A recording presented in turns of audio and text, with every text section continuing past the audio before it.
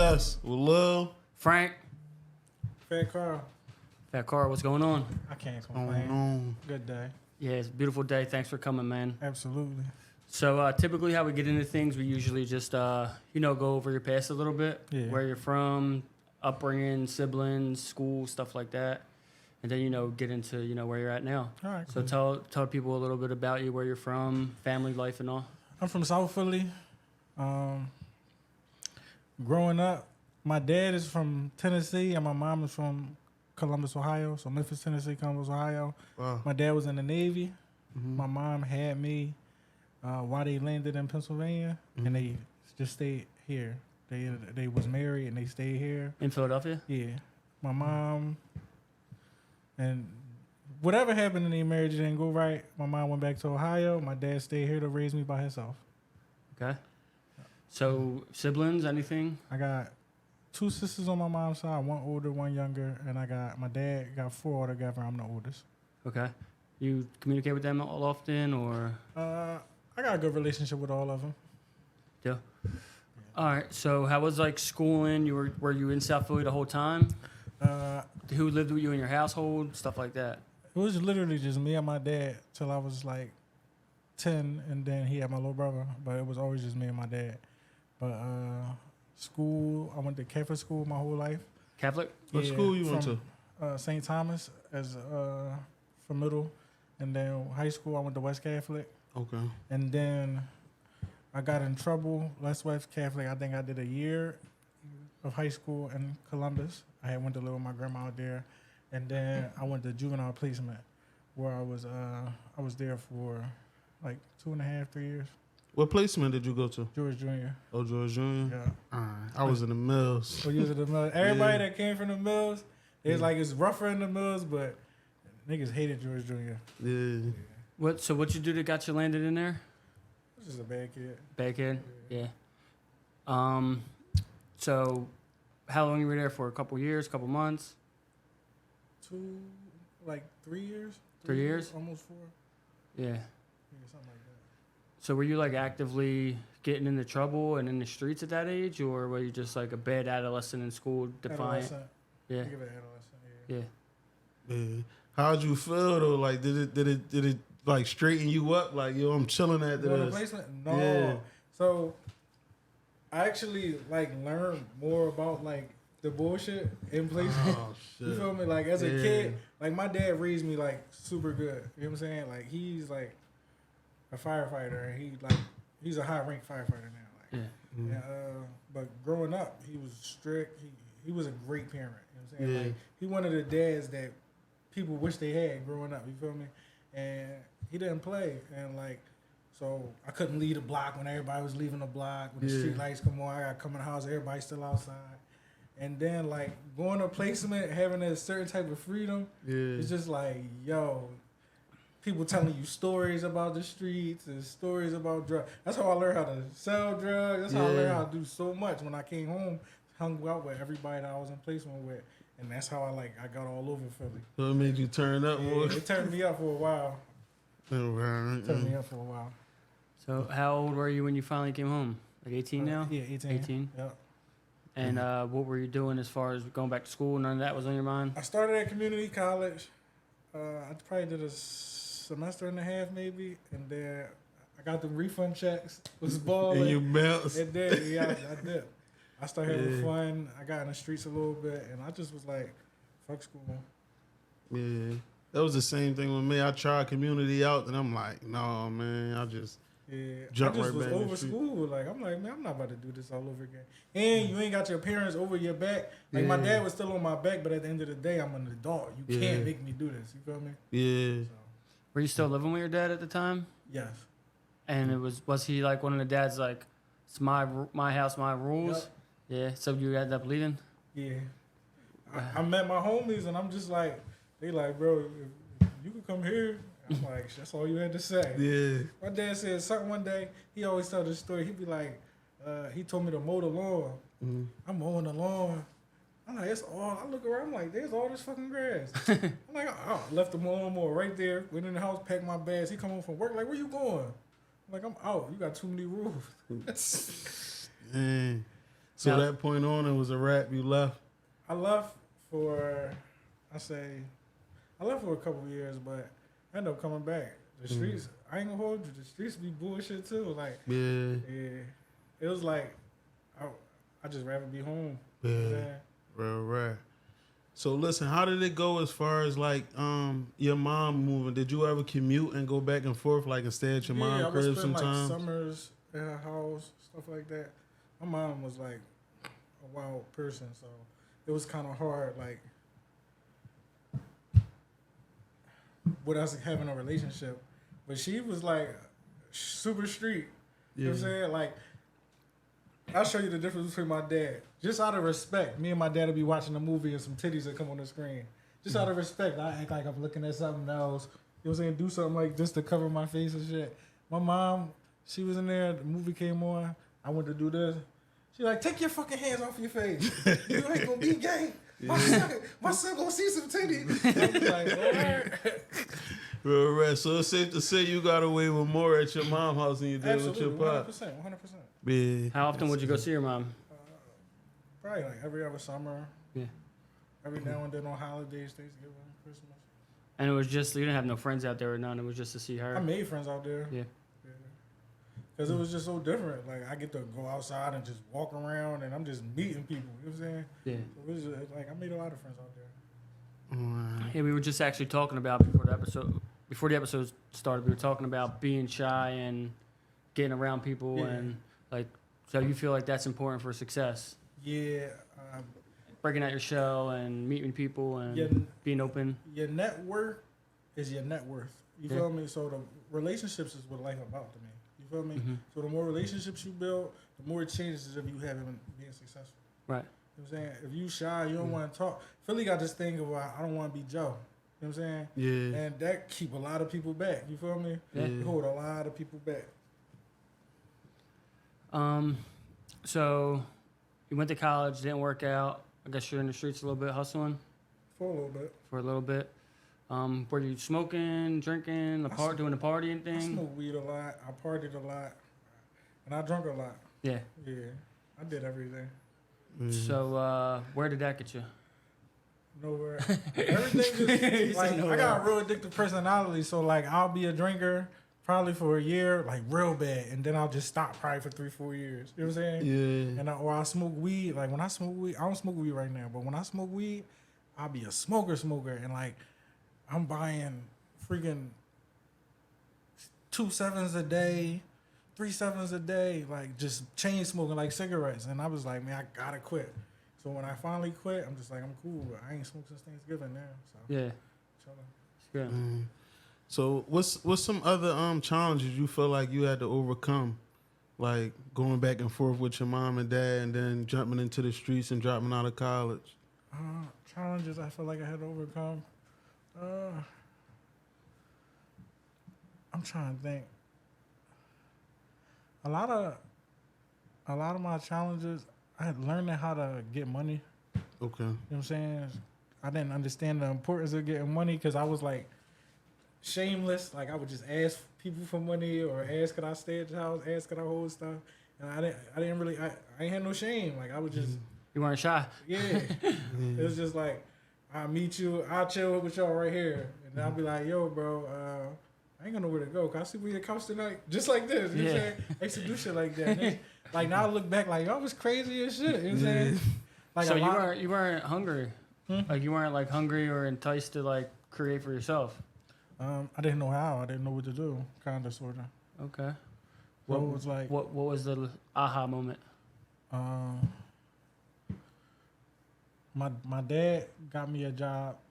What was I doing? I was doing security, and that's the first time I was like seeing money, and I'm thinking it's a lot of money. It wasn't shit. I think I was making like $20 an hour, $15 an hour, or something like that. And when I lost that job, that's when it hit me like, yo, you need money. You know what I'm saying? Lost all that shit. And I was like homeless for a couple of years, but my last check, I went and bought some clippers. And I was like, me and my homie was in Target, and I'm like, yo, bro.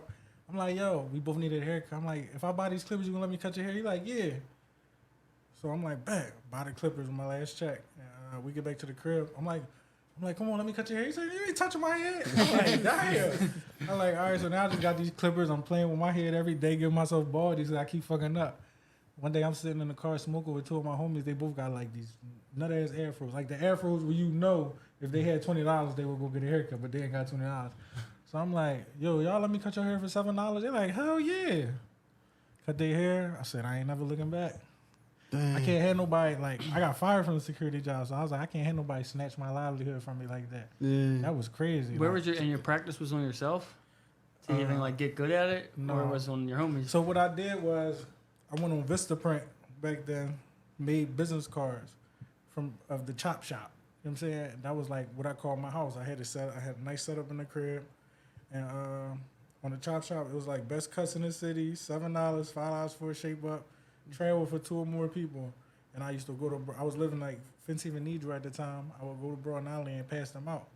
And then, you know, it's cheap people. They'll call me like, yo, I got your car to Broad Alley. They come in. Hustling, footwork. I ain't know from a kid. I ain't know how to cut hair from a kid to pay. Yo, like, so no school, no nothing. Just like winging trial and error. Yeah. What when you were doing that, like getting people from Vistaprint, putting out flyers and all, did you ever like have anyone where you fucked them up bad? And absolutely, but $7, like you can't complain. Like, bro, you gave me $7. It's like, how much can you complain about? Yeah. Real rad. So after that, you feel like, yo, like, I'm not doing nothing else. Like, I'm just cutting. Like, this is my calling right here. Getting a job wasn't easy. Getting a good paying job wasn't easy. Yeah, no doubt. So I was like, I was just like, basically like, anybody I would see, like, yo, let me cut your hair. Like, anybody, you know what I'm saying? And that was like keeping food in my mouth. My little make a little $14 in a day, go get a Chinese plate. I got $10 left over to do whatever I want with that. You know what I'm saying? And that was for a while. I started that in 2012. Then my girlfriend I had at the time, she was like, yo, my stylist need a barber in her shop. Start working there. I raised my price to $12. I'm still probably only cut like 3-4 people a week. 3-4 people a week? A week. Dang. I used to be like, dang, if I could get 2 people a day, that's $24 a day. That's such and such a week. That's such and such a year. It's like crazy. That's how I used to map it out. And I used to be like, I'll be all right. You know what I'm saying? And, when did you think it really started picking up for you though? Where you see like how long it took? So from 2012, like when it goes to 2 people a day to 5 people a day to now you got to book out for 2013, 2014, I was popping in my hood. Like down South Philly. My old head called me. He owned a shop on 20th and Snyder, Fahim. And he was like, yo, he was like, Carl, you cut hair? I'm like, yeah. He like, you want to chair in my shop? Come down to my shop. You know what I'm saying? If you need help, whatever, I'll help you. So I go down there, start cutting hair. Now my price $20. Nobody really would come in my chair. They used to bid off me because they used to be like, he'll never got no clients. All he do is office a lot. I used to just be praying all day, just sitting in there. Yo, you need to cut. Everybody got clients. I used to just be praying. And I don't know how. One day, I was funny on Instagram. So what I did was, I had a bunch of people Facebooks because I was a party promoter. So I would, at the time, you could link your Facebook to your Instagram. You know what I'm saying? So I would take all their Facebooks, probably like 10 people Facebooks, link them to my Instagram, make me follow all them people, and people follow me back. And now I'm posting my cuts every day. Even though they're not good, people don't know the difference between a super good cut and a, you know what I'm saying, back then. So it started picking up. And then I'm funny, so people just start admiring me on the gram just for being funny. You know what I'm saying? Yeah. And then I was like, big. I was popping. My man Jesse Hart, he a boxer in Philly. And he from North, right? Yeah. Jesse, he took me to his fight in New York, got me a hotel room. I cut him and B.Y. Jennings. And that was like, yo, this shit is crazy. Like, just from cutting hair. And I still was only probably charging like $20. And that shit was jumping. And I was like, yo, this shit crazy. And Jesse started taking me to all his fights. Like, every fight he had, he would take me. And what really changed my life, 2015, he took me to Vegas because he fought on Floyd Mayweather undercard. And the whole Philly went to Vegas that year to go to the fight. And Meek Mill was out there. And Meek Mill came up in my neighborhood, and he like, we got all the same friends and stuff. So he like, yo, Fat Carl here cutting, tell you to come to my room. I go to his room. I walk in. Well, P-Mon was like, yo, Carl, you want to cut me? Meek Mill like, yo, take him to the room. I'm going to get a cut next. Go there, I cut P-Mon.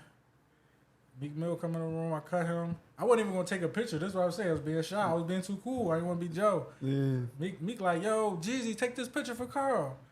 And took that picture, posted it. My shit went bananas overnight. Yeah. Like, that shit was like, I went from zero to hero, like, overnight. When was this? What year was this? 2015. 2015? May 2015. Like, May 8th. Prices went up? Huh? The crazy part is, I kept my prices the same for a minute. But you just stayed busier, though, probably. Dumb busy. Yeah. I was, like, packed. But I still wasn't that good. Yeah. I still wasn't that good. I just was, like, popular. Because I was popular already. On top of him, me getting posted and stuff. And then, now I'm cutting him all the time now. Like, you know what I'm saying? Do you feel like you cut him and P-Mon good? Good for the time. Like, if I cut him now, it would be like completely way better. different. Yeah, I'm way better than I was at the time. But for the Still time, cut him? Still cut him? No, I don't cut him. Every now and then, P-Mon call me. I don't really cut Meek no more. He called me for WrestleMania, but with however it was a miscommunication. It didn't end up happening. So, but. So as you're getting better at haircuts, you got to learn more about techniques, more about clippers, more about, because you don't know none of this stuff. You bought a cheap pair of clippers when you first started, but now you got to invest into your talent, right? You got to invest into your skills. What level do you think like that where you took the jump from just cutting to get by to taking it like real serious? That's what I'm going to be doing for the rest of my life, and now I'm charging what I'm worth rather than I'm just staying busy. Like I need the top clippers and everything. Yeah, now. I kind of clippers do the job. Like if you know clippers is just clippers, so it don't really. You get the best clippers or the regular clippers, and they gonna cut. But when I start taking it seriously, I think like 2014, I knew I was like, this is what I was gonna do. Yeah. Because it was just like, I already told myself I was never gonna do nothing because I don't want nobody being in control of my money or my life. And then when it's really started taking off, because so many people started when I started that didn't make it nowhere. You know what I'm saying? Like, who just stopped cutting or just went on to do other shit. And it's just like, I just was like, this is for me. Like, how it was happening. You ever do something and it's just falling in your lap? Everything is just working in your favor. Like, this for me. You know what I'm saying? Yeah. And then because I was so popular cutting hair, I would drift off trying to do other stuff. I tried to be a rapper. I was hustling again. I was selling drugs again. I just was doing all this extra stuff. And like, nut shit would happen with everything I do, but cutting hair. Right. So I just kept coming back to cutting hair no matter what. You know what I'm saying? Yeah. So how much do you charge now for a cut? $100. $100? Yeah. So what point in time you was like, man, I gotta start charging more? Like, you feel me? When I was at like $60, I say this was like 2018. I was popping. Like I was jumping. Like my chair was so crazy. What I do to raise my price is supply and demand. You know what I'm saying? When I get so packed to the point where I can't fit you in, I can't fit people in, I raise my price. Because if you cutting 100 people for $50 or 50 people for $100, it's the same thing. You know what I'm saying? So I was like, I'm going up. If I lose people, it don't matter because the people that I keep is paying more. Yeah. Dang, that's a good job. And you're still booked out. Jam packed.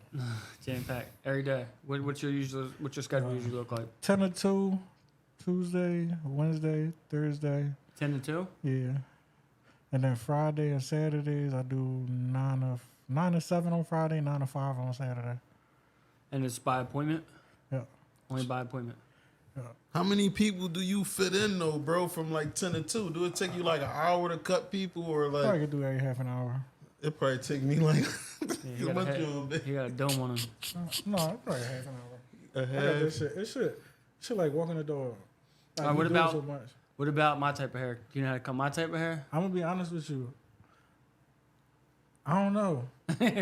I used to cut somebody like this soccer player that had your type of hair, and this was years ago. He probably stopped coming to me in like 2016. He was a pro soccer player, and I stopped cutting him because he got drafted to a different team, so he wasn't coming to Philly no more. But when I was cutting him, he had your type of hair. Like scissors, you would use scissors on, or you was like combing the clippers. Clippers in the comb. Yeah, He'd probably get like a triple O against the green. He'd be all right. He'd be all right, cousin. I could definitely fade your hair, like the top part. It'll be as far as cutting the top part. To the scissors? Yeah. But I'm gonna be honest with you. If I watch a YouTube video, I could do it. I'll give you a try maybe. Yeah. So name, not the name drop or nothing, but like, you know, you charge your worth because people are willing to pay for it. What are some people that, you know, that are known that do come to you for haircuts? I used to cut Core, cut PNB Rock, rest in peace to him. I cut Quilly at a point. Meek Mill, O'Malley, all the Dream Chasers. Right now, I cut State Rep Jordan Harris. He's one of the PA State Representatives. It's like a lot of people. And then, like, my favorite client is Kyrie Irving. Who? Kyrie Irving. Kyrie? Yeah. What's that, when he comes to the city or you travel? Yeah, they fly. I've probably been, since I started cutting him in February, I've probably been to like 14, 15 different states since. Yeah? Yeah, they find me like wherever he need a cut. That's your man? Yeah. That's my guy. I fuck with him heavy. Very genuine dude. Yeah. Really super dope. He like not a party goer. Like he like the game be over, you think you'll go party and stuff. He go right home to his family and his kids. And I admire him because he's such a cool dude. You know what I'm saying? With so much, when you possess so much power and you still be able to be a good person, you know what I'm saying? That's what I admire. Yeah. How about any other athletes? Should call him Will Barton that played for the Nuggets. Okay. He was on Philly at one point, I think, too. Will Barton? Wasn't he? I don't think so. I don't think he was on Philly. No. He was on the Nuggets and what? Brooklyn?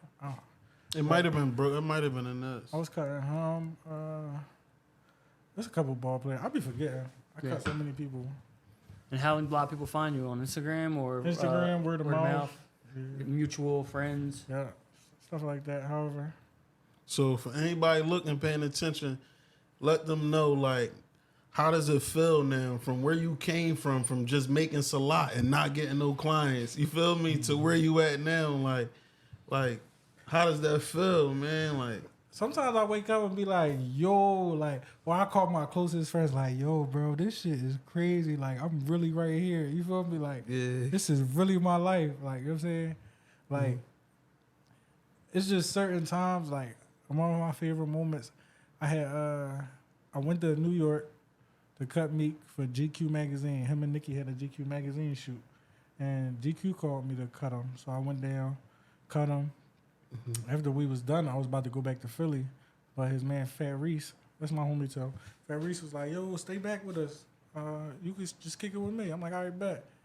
We go to the BET Awards. I'm driving a bulletproof Escalade.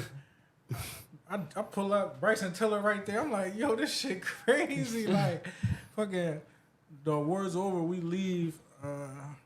Nicki Minaj take us to this hotel that's closed. They open it for her, and we all just have a private dinner. It's just like this. You know what I'm saying?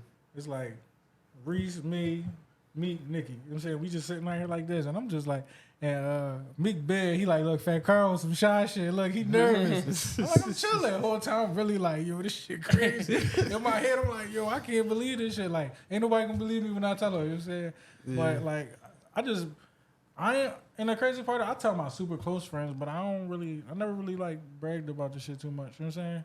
Because it's just some shit you just like, it's just like, damn, I did that. You know what I'm saying? Yeah. I don't feel like it's bragging. I feel like it's an accomplishment, bro. Yeah, it's definitely an accomplishment, but I don't know, everybody don't be happy for you. Yeah, you know what I mean? Yeah, no doubt. It'd be like, but it be, some stuff still be unreal. You know what I'm saying?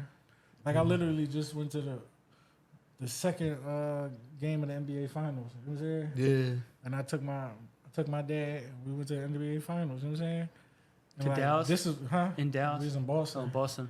And like, this is my job. That pay for everything. You feel me? I got the hotel, You got flight, comp for everything? everything. You know what I'm saying? And it's just like, yo, I get paid to do this shit. You know what I'm saying? It's heavy, man. Like, I Googled my seats just to see how much they cost that I was sitting at the game. It was $4,200. Yeah. I'm like, damn, we about to sell these pictures. I'm like, fuck this game. We about to sell these tickets. But we went to the game. It was I having like, them community It's Jones. the experience. That Jones, I'm like, yo, this is like life really be crazy. Like Kyrie? Huh. Kyrie got you? Yeah. Shout out to Kyrie. Shout out to Kyrie. No doubt, man. Right. So what's your next, where do you plan on still going with this haircutting thing? Like, are you trying to raise your prices? Or are you trying to establish a bit, like, or like establish a business and get barbers underneath of you? Or is it just like you're going to keep going at the pace you're going at? I'm going at the pace I'm going at. Kind of, it's like kind of whatever happens. Like I got a studio. I got one girl that do hair in there, and they got style, and she a beast. But as long as she want to work there, we working together, and it's chilling. But like, I like my studio. It's just me, and it's comfortable. You know what I'm saying? Like I tried having multiple people working in there, and it just was like annoying, and I was just like, it's not something I want to do. Yeah. You know what I'm saying? Because I can afford it myself, so I don't really need nobody in there. You know what I'm saying? So I'll have this and just keep pushing my product and see where it get me. Back to that though, because your piece is invaluable. Like when you want to be in a good workspace, healthy environment, you don't want negativity around you. Your piece is important. 100%. It's your vibes are giving off that way. So you said a girl in there. She does hair. Yeah. So you'll cut. She'll do like twists and dreads and all. No, Like you she work do together like- like that, or she does girl hair. She do girl hair. She do her own thing. So you think you don't want to expand just because, like you said, you cool where you at? Like, say like if Kyrie fly you out, go cut him or whatever, you don't want nobody back home to be holding down the fort for you? No, you cool. It's hard to find people that you trust. And Yeah, no doubt. It's just easier doing what I do. You know what I'm saying? I got my clientele that I make a specific amount. I know what I'm going to make. I know what I'm doing. You feel me? Yeah. All the extra stuff. Like I had people working for me. Then they quit without telling me. Then I'm looking for somebody else and they saying they coming. They not. Just like, yo, that shit is a headache. You know what I'm saying? Oh, you tried it before. Yeah, so I you tried like, this shit. So it's like not something I'm interested in doing. Maybe I was thinking about like a side. I told myself I want to work for the airport so I could get free flights. Oh yeah, that makes sense. And like I probably would fly to different cities, and I got a big Instagram following, so I fly to different cities. Yo, I'm here. Anybody need a cut while I'm here? Rent out a hotel room. Have people just come to my hotel room and cut them in there. You know what I'm saying? That's just That's to like build. a hustle. That's just to build more relationships. You know what I'm saying? Yeah. What was I gonna say? What would you tell somebody like a up and coming person that's just starting to cut, like Don't quit. that's getting like they don't see the bigger picture. Don't quit. Even if you only making salad, don't quit. What you make today? You're all right, bro. No, that's what you make today, Salat. Yeah, that shit used to be real. They used to be like, "Carl, I ain't got no clients. Look, he over there praying." Yeah, real right, bro. But Bidding off then you him. probably like not looking down on them or nothing. You probably heavier than everybody that was in there. Kind of, sort of. Yeah, kind of sort. Real right. Everybody, a few people doing their thing. Some people fell off. Some people got real good. Yeah, I'm proud of everybody as long as they kept going. You feel me? yeah, no doubt. I ain't to take this shit on nobody. I just as long as everybody winning. Yeah. Yeah, that's a good joint, man. No bullshit. But yeah, I think, man, that's a wrap, right? It's a wrap. Yeah. Real right. That You was got a any good questions? joint, man. No, just anybody that's watching, younger, our age or whatever, just keep going, man. Another perfect example of somebody that didn't give up. Stayed prayed up, you mean? No matter what he went through, any challenges he had to overcome, he stayed with it, stayed consistent. And then look at him now. Consistency is probably the biggest takeaway. Biggest thing, most people quit. You know what I'm saying? Like I feel like you could be successful in whatever you do if you just stay. You gotta be somewhat good at it, or it gotta be something that you able to do. I tell most people who don't got nothing going on that they should pick up a trade. You know what I'm saying? Yeah. Because I tell most people, auto mechanics, because if I watch people sit in front of AutoZone and just put lights in and fix windshield wipers and stuff all day, and they make a good living. You know what I'm saying? And it's just like find something that you like to do and get in it. Keep doing it. That's how Frankie was. He started off. I mean, picked up a trade in jail, was cleaning sneaks and stuff. Yeah. He was doing laundry though. He was like, He was laundry. No. He was laundry boy. Like, yo, don't mix my whites with my browns. I used to tell him all the time. My t-shirt come back pink from bleeding, but oh shit. nah, but to your point though, like I was in the trades. I picked up painting, and I got like 20 employees now. Well, yeah, that's what's up. Yeah, we're doing pretty good. 7 figures this year. Only been home for 4 years, but that's just like one trade, narrowing in on what you want to be good at and expanding. That's why actually we were expanding, because I know for me, I can only make so much money holding a paintbrush in my hand, painting in one room. You know what I mean? So for me to expand and make more, and I got to give people opportunities to have a job. I can cater to more customers now because I grew with the company. Right. So the difference between that is, if you know how to paint, you know how to paint. Cutting hair is like different. So it's like I could have a shop and be like, go to my man. He ain't gonna have the same He ain't management. gonna have- yeah, he not me. You know what I'm saying? People want me. You know what I'm saying? Yeah. So it's like, I mean, I'm sure it's paintings that people want you to do. You feel me? Or like, not no more. not no more. I don't even sell. I do some sales, but I don't even go on the job sites anymore. Okay. Because I want to give them, experience, exposure, and let them make more money. If the customers directly request one of them, I know that they're a good employee and they make more. Alright. Yeah, but it is kind of different though, Frankie, because you don't gotta walk around. It's personal. Cutting hair is definitely more Yeah, personal. you feel me? Like they Exactly. gotta walk around These looking is like people this you at tell- work. Like You feel me? I know secrets about people who like I tell their secret, I get them killed. You feel me? It's like a client, Confidential. barber confidentiality. So it's just like for this person to chill with. A lot of people think it's just cutting hair, and it's like, no, they gotta like you as a person. You feel me? Like I got homies who my homie, who he like helped me get better. Yeah. Like I thought I was cocky. I thought I was the best, and he needed a shop to go to. And I'm like, yo, come work with me. He came to work with me, and me and him built a great relationship. It's like one of my best friends now. And Uptown L, shout out to him. But I feel like he's better than me. You know what I'm saying? But L's a dickhead. You know what I'm saying? So like people be like, man, fuck bull. Like they don't really like. But he got his client. He been cutting for 30 something years. You know what I'm saying? He got his clientele. He like. You gotta be a likable person. You gotta be a likable You're gonna have your person. people that are gonna fuck with you because they fuck with you anyway. Yeah. But it's gonna be small and few and in between. But there's a book, Think and Grow Rich. One of the qualities of super successful people is having a pleasing personality. Yeah. So like everything, you got like a burning desire, pleasing personality. There's all these things that formulate a successful person. It's just people don't know. Yeah. If you knew how like important it was to delay gratification, you wouldn't be going to smoke weed every day or spending all your bread. Like you have to have these qualities to become successful. You obviously got them, Right. like you said, breaking out your shell and doing stop being shy, being likable. Like that's a huge quality to have because success is. And I was telling him earlier, 90% being able to read the relationships. room. Yeah, When you in a room with certain people, you gotta know, like, if everybody acting a certain way, you gotta pick up on that. You feel me? You can't be like extra and everybody on some chill shit, or like you might be cutting somebody and they might not be in the mood to talk. You gotta be like, all right, well, let me do my job. And I ain't talking. You feel me? Yeah. But you gotta be. They might not want to tell you, yo, I ain't in the mood to talk. Shut up. You feel me? Or be quiet. They might. You gotta be able to peep that though. Yeah, you gotta be able to pay attention. You gotta be able to read the room. Yeah. And I do that. Like I be like, I know people. You know what I'm saying? When you know people, you be paying attention. Like it'd be like they might give you short answers, and you be like, all right, I get it. Yeah. Right. So you can't even take no more clients, or you can. Yeah, I can. All right, you can take more and more clients right now. So if you're looking for them, give them your Instagram, any way to contact At you. fatcarl_sp. Just hit me in my DM, or hit book now on my profile. And that's your on Instagram. Yep, on Instagram. Check them out, Carl. We appreciate you, bro. Absolutely, out. anytime.